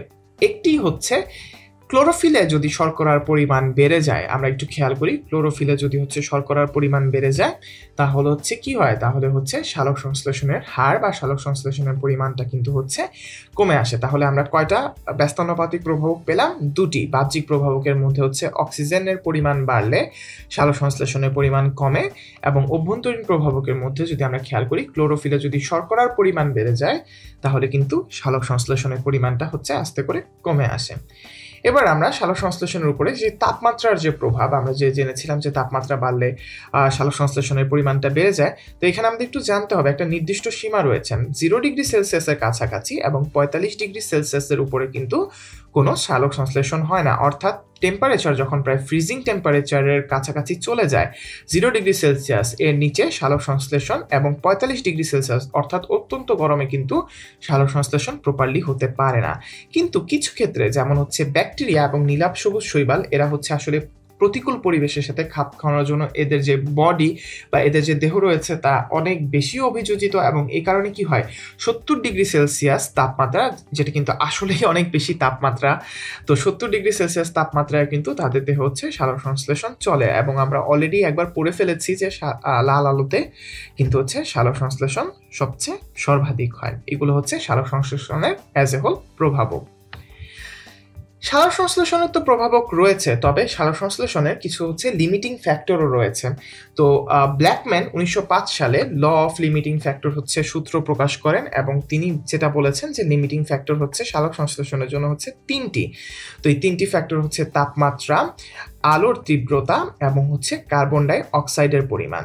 তো আমরা যেটা জানলাম যে সালোক সংশ্লেষণের হার আলো, তাপ, কার্বন ডাই অক্সাইডের উপর তো নির্ভর করে, সেই সাথে নির্ভর করে কিন্তু হচ্ছে ক্লোরোফিলের উপর। আমরা বারবার করে বলছি যে ক্লোরোফিল কিন্তু খুবই গুরুত্বপূর্ণ একটি অঙ্গাণু সালোক সংশ্লেষণ করার জন্য, কারণ ক্লোরোফিল যদি না থাকে আমরা মোটামুটি ধরে নিই যে সালোক সংশ্লেষণ হচ্ছে না। নিম্ন শ্রেণীর শৈবাল বা হচ্ছে সায়ানোব্যাকটেরিয়ার ক্ষেত্রে বিষয়টি হচ্ছে আলাদা, তাদের ক্ষেত্রে হচ্ছে ক্রোমাটোফোর থাকে, আমরা অলরেডি আগে পড়ে এসেছি, তারা ওটা দিয়ে হচ্ছে সালোক সংশ্লেষণ করতে পারে। আচ্ছা, তো যেমনটি বলেছিলাম যে ব্ল্যাকম্যান হচ্ছে ল অফ মিনিমামের উপরে ভিত্তি করে ল অফ লিমিটিং ফ্যাক্টর হচ্ছে উনি সূত্র প্রস্তাব করেন, এবং ওনার সূত্র অনুযায়ী কিছু কথা রয়েছে যে তাপমাত্রা যদি হচ্ছে 0 থেকে 35 ডিগ্রি সেলসিয়াসের মধ্যে থাকে তাহলে সেটাকে আমরা মোটামুটি বলতে পারি যে এটা হচ্ছে সালোক সংশ্লেষণের জন্য যে ফেভারেবল একটা টেম্পারেচার সেটার মধ্যে হচ্ছে আছে। এবং আমি যদি তাপমাত্রা আস্তে আস্তে 0 ডিগ্রি সেলসিয়াস থেকে 35 ডিগ্রি সেলসিয়াস পর্যন্ত বাড়াই, যতবার হচ্ছে আমি তাপমাত্রা বাড়াবো ততবারই কিন্তু সমানুপাতিক হারে সালোক সংশ্লেষণের হারটাও বাড়তে থাকবে। আবার আমরা যদি একটু খেয়াল করি যে 35 ডিগ্রি সেলসিয়াসের উপরে যখন হচ্ছে তাপমাত্রা বেড়ে যাবে এবং আমরা যদি এরপরেও তাপমাত্রা বাড়ানোটা হচ্ছে কন্টিনিউ করি, তাহলে কিন্তু সালোক সংশ্লেষণের হার খুবই দ্রুত পরিমাণে হচ্ছে কমে আসতে পারে। এবার আমরা অন্যান্য যে ফ্যাক্টরগুলো রয়েছে তার মধ্যে আমরা একটু তুলনা করব। যে আলোর কথা বলা হয়েছে, তো আলোর মধ্যে কতগুলো হচ্ছে সংখ্যাগত তথ্য রয়েছে যেগুলো হচ্ছে মেডিকেল ভর্তি পরীক্ষার জন্য খুবই ইম্পর্টেন্ট।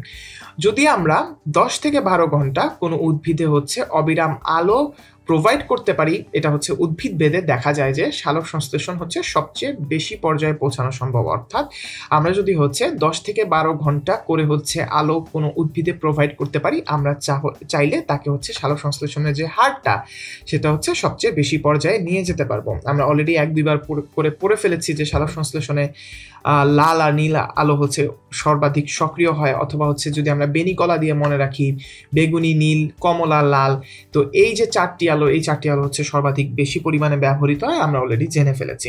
আরও একটি সংখ্যাগত তথ্য যে সাধারণত আলো যদি আমরা 100 থেকে 3000 ফুট ক্যান্ডেল পর্যন্ত হচ্ছে বাড়াই, তাহলে হচ্ছে দেখা যায় যে সালোক সংশ্লেষণের যে হারটা সেটাকে হচ্ছে সর্বোচ্চ করা যায়।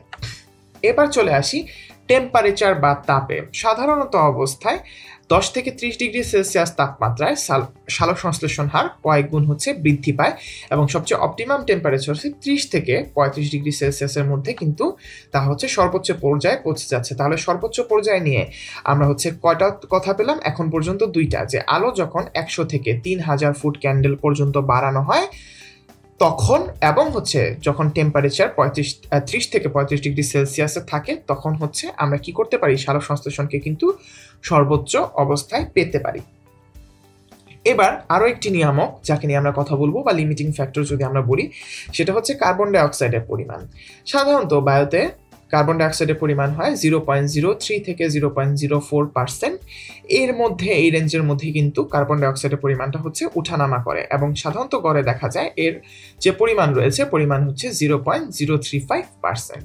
আচ্ছা, এবার যদি আমরা খেয়াল করি যে 0.9 থেকে 1% পর্যন্ত আমরা যদি হচ্ছে কার্বন ডাইঅক্সাইডের পরিমাণ বাড়িয়ে দিই, তাহলে কিন্তু সালোক সংশ্লেষণের হারকে আরও একবার সর্বোচ্চ পর্যায়ে উন্নীত করা যায়। তাহলে আমরা প্রত্যেকটির জন্য একটি করে কিন্তু হচ্ছে কথা পেলাম যে আলো যদি 100 থেকে 3000 ফুট ক্যান্ডেল করা হয়, টেম্পারেচার যদি 30 থেকে 35 ডিগ্রি সেলসিয়াস পর্যন্ত হচ্ছে নেওয়া হয়, এবং কার্বন ডাইঅক্সাইডের পরিমাণ যদি 0.9 থেকে 1% পর্যন্ত বাড়ানো হয়, তবে কিন্তু সালোক সংশ্লেষণের হারকে সর্বোচ্চ পর্যায়ে উন্নীত করা সম্ভব। এবং গম গাছে দেখা যায় যে সালোক সংশ্লেষণের পরিমাণ হচ্ছে অনেক বাড়তে পারে যদি হচ্ছে কার্বন ডাইঅক্সাইডের ঘনত্ব হচ্ছে 1% বা হচ্ছে 0.15% পর্যন্ত বাড়ানো হয়। এবার আমরা একটু রিভাইজ যে রিজিয়ন আছে সেখানে চলে এসেছি। আমরা যদি একটু খেয়াল করি, C3 এবং C4 উদ্ভিদের মধ্যে পার্থক্যগুলো কিন্তু আমাদের জানতে হবে। তো আমরা কিছুক্ষণ আগে C3 এবং C4 চক্র নিয়ে খুব এলাবোরেটলি কিন্তু কথা বলেছি, কিন্তু আমাদের এখন হচ্ছে একটু যদি আমরা ছকটা পড়ি আমাদের কিন্তু রিভিশন হয়ে যাচ্ছে। প্রথম কথা, C3 উদ্ভিদ উচ্চ তাপমাত্রায় খাপ খাইয়ে নিতে সক্ষম নয়। অর্থাৎ সাধারণত যে C3 উদ্ভিদগুলো রয়েছে এরা কোথায়, এরা হচ্ছে সাধারণত শীতপ্রধান অঞ্চলে হচ্ছে জন্মায়, এবং C4 উদ্ভিদ এরা হচ্ছে গ্রীষ্ম প্রধান অঞ্চল অর্থাৎ হচ্ছে গ্রীষ্মমণ্ডলীয় অঞ্চলে জন্মায়, এবং এরা হচ্ছে উচ্চ তাপমাত্রায় কিন্তু খাপ খাইয়ে নিতে সক্ষম। এবার যদি আমরা আসি ক্লোরোপ্লাস্টের আকার, গঠনগতভাবে ক্লোরোপ্লাস্টের আকার হচ্ছে একই রকম থাকে, কিন্তু C4 উদ্ভিদের জন্য আসলে বিষয়টা এমন না। গঠনগতভাবে C4 উদ্ভিদের জন্য ক্লোরোপ্লাস্টের আকৃতি হয় 2 রকম, এক হচ্ছে গ্রানাযুক্ত মেসোফিল ক্লোরোপ্লাস্ট এবং হচ্ছে গ্রানাবিহীন বান্ডেল সিড ক্লোরোপ্লাস্ট। তাহলে C4 উদ্ভিদে ক্লোরোপ্লাস্ট কিন্তু 2 রকম হয়। আচ্ছা, এবার যদি আমরা হচ্ছে বিক্রিয়ার দিকে খেয়াল করি, বিক্রিয়াটা হচ্ছে আসলে কোথায় হয়? বিক্রিয়াটা হচ্ছে মেসোফিল কোষে। আলোক বিক্রিয়া এবং ক্যালভিন চক্র যা থাকে পুরোটাই হচ্ছে সম্পন্ন হয় কোথায়? মেসোফিল কোষে। এবং যদি C4 উদ্ভিদের জন্য আমরা চিন্তা করি, C4 উদ্ভিদের জন্য বিষয়টা একটু আলাদা। এর যে আলোক বিক্রিয়াগুলো রয়েছে সেগুলো হচ্ছে মেসোফিল কোষে হয়, এবং যে হচ্ছে আমরা যদি বলি যে ক্যালভিন চক্র রয়েছে, দুঃখিত স্লাইডটি চেঞ্জ হয়ে গেছে, হ্যাঁ, যদি হচ্ছে ক্যালভিন যে হচ্ছে হলো চক্র থাকে বা হচ্ছে হ্যাচোস্ন্যাক চক্র থাকে, এটা হচ্ছে কোথায় তৈরি হয়? এটা হচ্ছে বান্ডেল সিড কোষে তৈরি হয়। এরপরে যদি আমরা খেয়াল করি, আমরা যেমনটি বলেছিলাম যে উচ্চ তাপমাত্রায় খাপ খাইয়ে নিতে সক্ষম নয় হচ্ছে C3 উদ্ভিদ। তো এটাই আমরা এখানে দেখব যে সাধারণত হচ্ছে C3 উদ্ভিদগুলো অপেক্ষাকৃত শীতপ্রধান অঞ্চলে কিন্তু হচ্ছে উৎপত্তি লাভ করেছে। আর টেম্পারেচারের সাথে মিল রেখে যদি আমরা বলি যে C4 উদ্ভিদগুলো উষ্ণ মণ্ডলে হচ্ছে উৎপত্তি লাভ করে। এরপর যদি আমরা দেখি কোথায় সালোক সংশ্লেষণের হার বেশি, সাধারণত C4 উদ্ভিদে সালোক সংশ্লেষণের হার বেশি এবং C3 উদ্ভিদে সালোকসংশ্লেষণের হার কিন্তু কম।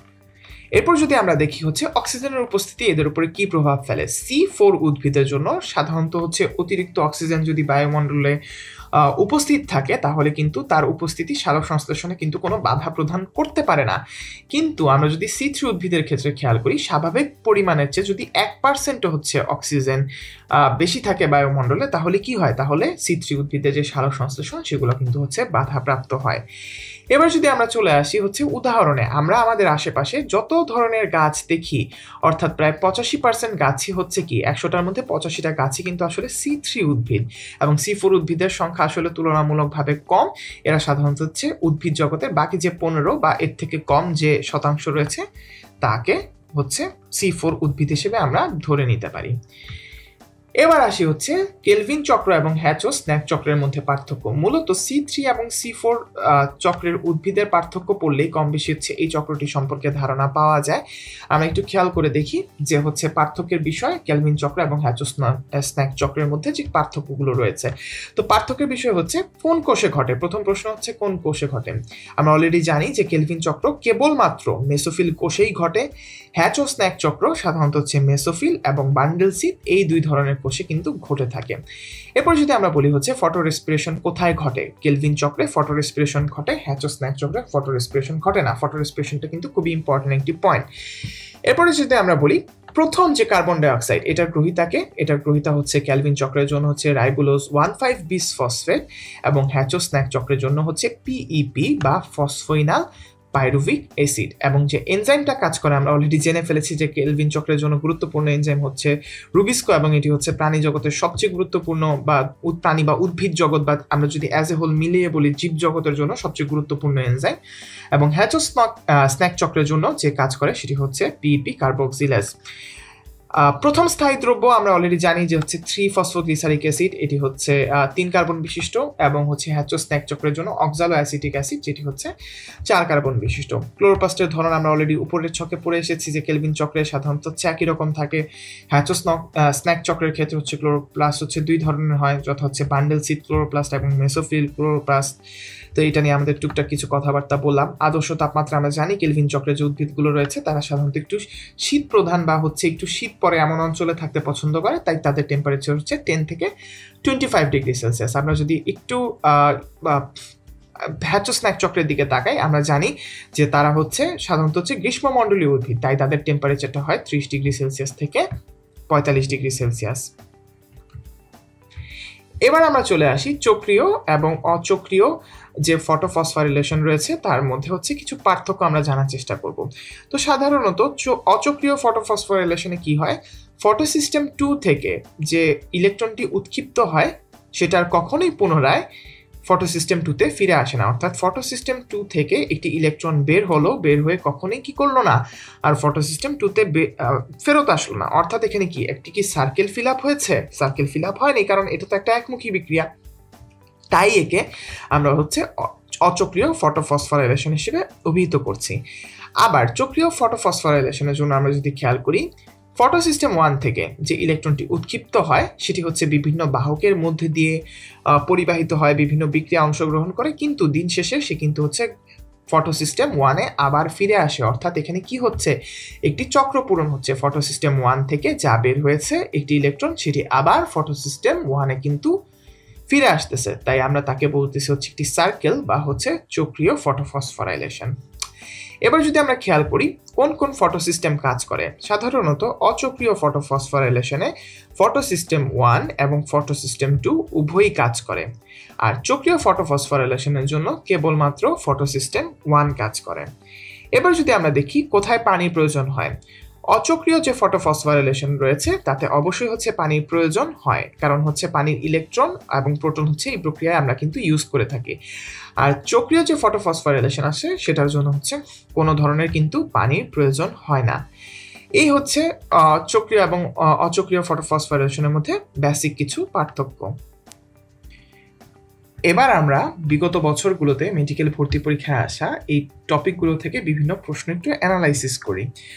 তো মেডিকেল ভর্তি পরীক্ষা 2014 সালে প্রশ্ন এসেছিল যে হ্যাচো স্ল্যাগ পর্বে বা এই যে চক্রটি রয়েছে সেখানে কার্বন ডাইঅক্সাইডের গ্রহিতাকে, আমরা মাত্র কিছুক্ষণ আগে কিন্তু হচ্ছে ছক থেকে এই পার্থক্যটা পড়ে আসলাম। তো অপশন ছিল হচ্ছে রাইবুলোজ, রুবিস্কো, ফসফেনাল পাইরুভেট আর হলো অক্সালো অ্যাসিটিক অ্যাসিড। আমরা অলরেডি কিন্তু ছক থেকে পড়ে এসেছি, আনসারটি হবে হচ্ছে ফসফেনল পাইরুভেট। এরপরে যদি আরেকটা প্রশ্ন দেখি, মেডিকেল ভর্তি পরীক্ষা 2005 সালের একটি প্রশ্ন যে হ্যাচো স্ন্যাগ চক্রের যে প্রক্রিয়া রয়েছে তাতে হচ্ছে কত ডিগ্রি সেন্টিগ্রেড হচ্ছে অপটিমাম তাপমাত্রা প্রয়োজন। অপশন ছিল হচ্ছে 10 থেকে 15, 30 থেকে 40, 30 থেকে 45 এবং হচ্ছে 20 থেকে 700। 700 হওয়ার তো কোনো প্রশ্নই আসে না, 700 ডিগ্রি সেলসিয়াস তো হবেই না। আমরা যেখানে জানি হচ্ছে 45 ডিগ্রি সেলসিয়াসের পরেই হচ্ছে হয়ে যায়, বন্ধ হয়ে যায় সালোক সংশ্লেষণ, তো সেখানে 700 হওয়ার কোনো প্রশ্নই আসে না। তো এখানে উত্তরটা, সঠিক উত্তর হবে অপটিমাম টেম্পারেচার। তখনকার সিলেবাসের বইয়ের যে সংখ্যাগত তথ্য তা অনুযায়ী হচ্ছে 30 to 45 বা হচ্ছে 30 থেকে 45 ডিগ্রি সেন্টিগ্রেড। এবার যদি আমরা দেখি যে প্রশ্ন এসেছে ডেন্টাল ভর্তি পরীক্ষা 2018 সালে যে হ্যাচো স্ন্যাগ চক্রের প্রথম যৌগ কোনটি। হ্যাচো স্ন্যাগ চক্রের প্রথম যৌগ হচ্ছে 3-ফসফোগ্লিসারিক অ্যাসিড, এরপর হচ্ছে অক্সালো অ্যাসিটিক অ্যাসিড, এরপর হচ্ছে কিটো অ্যাসিড এবং হচ্ছে রাইবুলোজ 1,5-বিসফসফেট। তাহলে আনসার কোনটি হবে? আনসার ছিল হচ্ছে অক্সালো অ্যাসিটিক অ্যাসিড। আমরা জানি হ্যাচো স্ন্যাগ চক্র অর্থাৎ C4 চক্রের প্রথম যে যৌগটা হয় সেটি হচ্ছে 4 কার্বন বিশিষ্ট অক্সালো অ্যাসিটিক অ্যাসিড। এরপর যদি আমরা খেয়াল করি যে নিম্নের কোনটি হচ্ছে বাতাসের কার্বন ডাইঅক্সাইডের সাহায্যে বিভিন্ন রাসায়নিক বিক্রিয়ার মাধ্যমে কার্বোহাইড্রেট তৈরি প্রক্রিয়া নয়, একটি প্রশ্ন এসেছে ডেন্টাল ভর্তি পরীক্ষা 2009 সালে। সেটা আনসার হয় হচ্ছে সাইট্রিক অ্যাসিড চক্র বা যেটাকে আমরা বলি হচ্ছে ক্রেবস চক্র। বাকিগুলো দেখো একটু খেয়াল করে, ক্রাসুলোসিয়ান বা CM পাথওয়ে, কেলভিন চক্র, হ্যাচো স্ন্যাগ চক্র, তারা সবাই কি করে বাতাসের যে কার্বন ডাইঅক্সাইড রয়েছে তাকে হচ্ছে বিভিন্ন রাসায়নিক বিক্রিয়ার মধ্যে দিয়ে কার্বোহাইড্রেটে পরিণত করে। এবার আসি হচ্ছে সালোক সংশ্লেষণের প্রভাবক থেকে একটি প্রশ্ন মেডিকেল ভর্তি পরীক্ষা 2003 সালে এসেছে যে উদ্ভিদের বিভিন্নতার উপর নির্ভর করে সালোক সংশ্লেষণের জন্য সুবিধাজনক তাপমাত্রা বা কখনো হচ্ছে দেখা যায় যে ভর্তি পরীক্ষায় এটাকে হচ্ছে একটু চেঞ্জ করে হচ্ছে অপটিমাম টেম্পারেচার হিসেবে বলা হয় যে তাপমাত্রা কোনটি। তো অপশন ছিল হচ্ছে 15 থেকে 20, 22 থেকে 35, 24 থেকে 40 এবং 35 থেকে 50। তো আমরা জানি সবাই এই আনসারটা হচ্ছে 22 থেকে 35 ডিগ্রি সেলসিয়াস।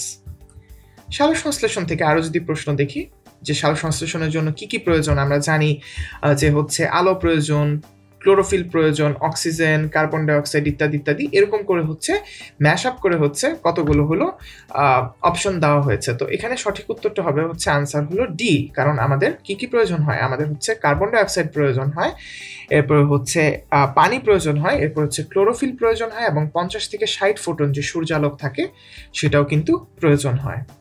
এবার যদি আমরা বলি সালোক সংশ্লেষণের সময় একটি হচ্ছে বিক্রিয়া দেওয়া রয়েছে যে মেডিকেল ভর্তি পরীক্ষা 2010 সালে এসেছে। তো এখন হচ্ছে কোশ্চেনটা ছিল হচ্ছে যে কত অণু আসলে পানি হচ্ছে এখানে আমরা যদি বলি যে বিক্রিয়া করে, আমাদের আনসারটা হবে হচ্ছে 12 অণু পানি বিক্রিয়া করে।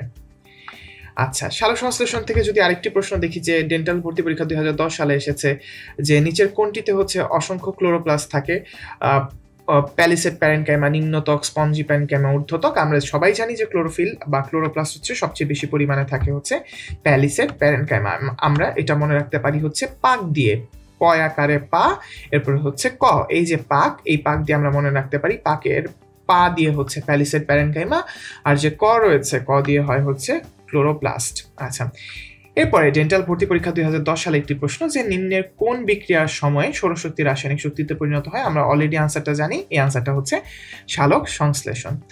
এবার আসে উদ্ভিদের জন্য অত্যাবশ্যকীয় পুষ্টি উপাদান বা আমরা যদি বলি হচ্ছে আমাদের ক্লাসে যে প্রথম টপিকটি ছিল খনিজ লবণ পরিশোষণ। তো খনিজ লবণ পরিশোষণ থেকে মেডিকেল ভর্তি পরীক্ষা 2017 সালে একদম রিসেন্ট ইয়ারের মধ্যে প্রশ্ন এসেছে যে উদ্ভিদের পুষ্টির জন্য নিচের কোনটি হচ্ছে মাইক্রোমোল। তো আমরা হচ্ছে ম্যাক্রোমোলগুলো যেহেতু MGK cafe for nice jobs আমরা ক্লাসের যে প্রথম একদম শুরুর দিকে পড়েছি সেটা থেকে হচ্ছে যদি আমরা বের করতে পারি, তো MGK cafe for nice jobs থেকে আমরা বলতে পারি যে ক্যালসিয়াম আছে, চপসের সি দিয়ে হচ্ছে কার্বন আছে, চপসের এস দিয়ে হচ্ছে সালফার আছে। তো আমরা 3টা পেয়ে গেলাম, স্বাভাবিকভাবেই কপার হবে কিন্তু আমাদের একমাত্র সাসপেক্টেড আনসার, এবং এটাই হচ্ছে সঠিক উত্তর। উদ্ভিদের খনিজ লবণ পরিশোষণ প্রক্রিয়ায় ডেন্টাল ভর্তি পরীক্ষা 2004 সালে একটি প্রশ্ন এসেছে যে খনিজ লবণ উদ্ভিদের অভ্যন্তরে আসলে হচ্ছে বিভিন্ন অংশ কি কি প্রক্রিয়ায় শোষিত হয়। আমাদের হচ্ছে তুমি মনে করি যে খনিজ লবণ, যে এটাকে আমরা সরাসরি বলতে পারি হচ্ছে পরিশোষণ প্রক্রিয়া। আচ্ছা, কোন পানি উদ্ভিদের জন্য সহজলভ্য? এটা ডেন্টাল ভর্তি পরীক্ষা 2004 সালের প্রশ্ন ছিল। এটা হচ্ছে ওই সময়কার যে হচ্ছে বই রয়েছে, সিলেবাস রয়েছে, তার মধ্যে হচ্ছে অন্তর্ভুক্ত ছিল এই লাইনটি। তো সাধারণত হচ্ছে কৈশিক পানি আসলে হচ্ছে উদ্ভিদের জন্য সহজলভ্য। এটি আমাদের বর্তমান সিলেবাসের টপিকের অন্তর্ভুক্ত না, তারপরেও যেহেতু ডেন্টাল ভর্তি পরীক্ষা 2004 সালে এসেছে, তাই প্রশ্নটি আমার মনে হয়েছে তোমাদের দেখালে ভালো হয়। সক্রিয় পরিশোষণ থেকে আমরা একটি প্রশ্ন পড়ব। একটি প্রশ্ন হচ্ছে যে কোষ রসে হাইড্রোজেন আয়নের পরিবর্তে কোন আয়ন প্রবেশ করে? আমরা অলরেডি অসংখ্যবার করে পড়ে ফেলেছি যে হাইড্রোজেন আয়নের পরিবর্তে আসলে প্রবেশ করে হচ্ছে পটাশিয়াম আয়ন। আবার আমরা যদি হচ্ছে নিষ্ক্রিয় পরিশোষণ নিয়ে একটু কথা বলি, নিষ্ক্রিয় পরিশোষণের ডেন্টাল ভর্তি পরীক্ষা 2009 সালে একটি প্রশ্ন এসেছিল, বেশ বড় একটি প্রশ্ন, যে মূল রোমের কোষ রসে যদি বিদ্যমান আয়নের ঘনত্ব মাটির রসে বিদ্যমান আয়নের ঘনত্ব অপেক্ষা কম হয়, অর্থাৎ হচ্ছে মূল রোমের যে কোষ রস রয়েছে তাতে হচ্ছে ঘনত্ব কম, এবং মাটির রস থেকে আয়ন মূল রোমের ভিতরের রসে প্রবেশ করে। এটা হচ্ছে কোন তত্ত্ব? এটা হচ্ছে ব্যাপন তত্ত্ব। কারণ আমরা প্রশ্নটা যদি আরো 1-2বার ভালো করে পড়ি, তাহলে আমরা বুঝতে পারবো যে এখানে হচ্ছে বেশি ঘনত্বের স্থান থেকে কম ঘনত্বের স্থানে কোন একটা বস্তু বা দ্রব্য হচ্ছে, আমরা যদি বলি এটাকে হচ্ছে স্থানান্তর হচ্ছে। তো এই স্থানান্তর হওয়ার যে প্রসেসটা, সেটাকে তো আমরা সরাসরি হচ্ছে ব্যাপনী বলতে পারি। যদিও প্রশোধন হচ্ছে আজকের ক্লাসের টপিক না, তারপরেও আমরা হচ্ছে প্রশোধন থেকে একটি প্রশ্নের উত্তর আমরা দেখব, যেটা হচ্ছে বিগত ক্লাসে হচ্ছে দেওয়া হয়নি। যে সাধারণত হচ্ছে সরাসরি হচ্ছে সংজ্ঞা থেকে প্রশ্ন আসে। মেডিকেল ভর্তি পরীক্ষা 2011 সালে প্রশ্ন এসেছিল যে উদ্ভিদের বায়বীয় অঙ্গের মাধ্যমে যে প্রয়োজনীয় অতিরিক্ত পানি হচ্ছে দেহের অভ্যন্তর থেকে বাষ্পাকারে বের হয়ে যায়। সরাসরি সংজ্ঞা, একদম প্রশোধনের সংজ্ঞাটা তুলে দিয়ে হচ্ছে জিজ্ঞাসা করেছে এটি আসলে কি। আমরা কিন্তু সরাসরি বলতে পারি এটার আনসার হচ্ছে, উত্তর হচ্ছে প্রশোধন। তোমাকে অসংখ্য ধন্যবাদ এতক্ষণ ধরে আমাদের সাথে থাকার জন্য, এতক্ষণ ধরে ধৈর্য ধরে ক্লাসটি করার জন্য। আশা করি এই দুটি ক্লাস করার পরে, প্রথম অংশ এবং দ্বিতীয় অংশ করার পরে, উদ্ভিদের সারিতত্ত্বের যে টপিকটি রয়েছে সেটি তোমাদের কাছে আরো অনেক বেশি ইজি হয়ে গিয়েছে, এবং এটা তোমাদের হচ্ছে ভর্তি পরীক্ষায় অবশ্যই কাজে লাগবে। শুধুমাত্র মেডিকেল বা ডেন্টাল ভর্তি পরীক্ষা না, অন্যান্য যে সায়েন্স ফ্যাকাল্টির পরীক্ষা রয়েছে সেখানেও ইনশাল্লাহ কাজে লাগবে। তো তোমাদের কাজ হবে এই ক্লাসটি শেষ করে কিছুক্ষণ একটু বিশ্রাম নিয়ে তারপরই হচ্ছে আমরা মেইন বই পড়বো, এবং মেইন বইয়ের সাথে সাথে আজকে যে স্লাইডটি আমরা ইউজ করেছি সেই স্লাইডটি দিয়ে হচ্ছে আমরা একটু কষ্ট করে হচ্ছে পড়ার চেষ্টা করব। এখানে কিছু নোটস রয়েছে, কিছু টেকনিক আমি পুরো ক্লাসের মধ্যে হচ্ছে শিখিয়েছি। তো এই যে টেকনিক বা হচ্ছে যে নোটসগুলো রয়েছে সেগুলো হচ্ছে আমরা নিজেদের মতো করে নিজেরা যাতে বুঝতে পারি সেভাবে হচ্ছে আরো একবার করে পড়ব, এবং এরপর বিগত বছরের যে ভর্তি পরীক্ষার প্রশ্নগুলো রয়েছে সেই প্রশ্নগুলো আমরা একটু অ্যানালাইসিস করব। আমরা যদি বারবার, আমি প্রত্যেকটা ক্লাসের শেষে একটা কথাই বলি যে উদ্ভিদ বিজ্ঞানে ভালো করা একটা বেস্ট স্কোপ হচ্ছে বিগত বছরের প্রশ্নগুলোকে হচ্ছে অ্যানালাইসিস করা, এবং এটার ফলাফলটা কি দাঁড়ায়। বোটানিতে প্রশ্ন হয়তো বা সেম হচ্ছে না, বা একই ধরনের প্রশ্ন বা একই ধরনের হচ্ছে অপশন আসছে না, কিন্তু একটা জিনিস মাথায় রাখতে হবে, ঘুরে ফিরে যে মেইন ইম্পর্টেন্ট টপিকগুলো রয়েছে সেগুলো থেকে কিন্তু বারবার প্রশ্ন আসে, এবং কোশ্চেন অ্যানালাইসিস করলে আসলে আমরা বুঝতে পারি যে কোন জায়গা থেকে আসলে প্রশ্নগুলো হচ্ছে আসছে। সবাইকে অসংখ্য ধন্যবাদ এতক্ষণ ধরে ক্লাসটি করার জন্য। আবার কোনো একদিন অন্য কোনো হচ্ছে টপিকের ক্লাসে তোমাদের সাথে কথা হবে। আজকের জন্য এই পর্যন্তই।